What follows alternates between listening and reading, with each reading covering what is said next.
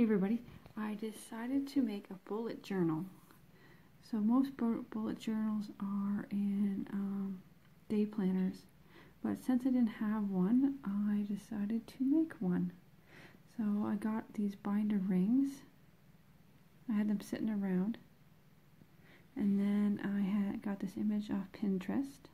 It's like a journal cover page, and I glued it to cardstock. And then I'm just gradually adding color to it, little pops of color. And then I haven't got too much done, but gotta start.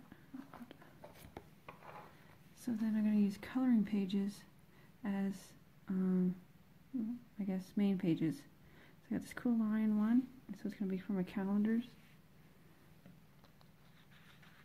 pages. And then I got, this is Pinterest, it's the month, it's got a little unicorn on it. I thought that was awesome. And then I got days of the week.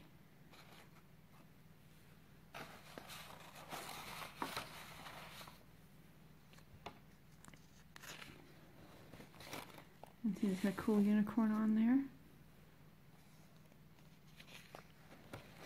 And then I got this image for my pen pal letters.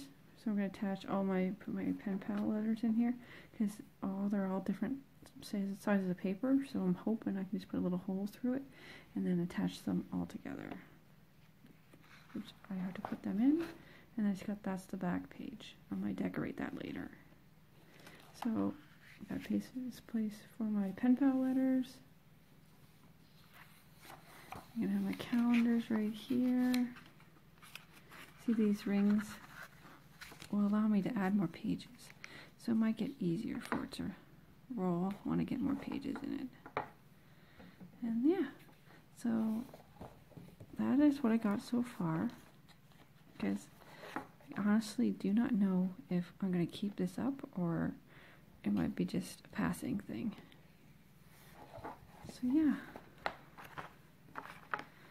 So this is my bullet journal so far.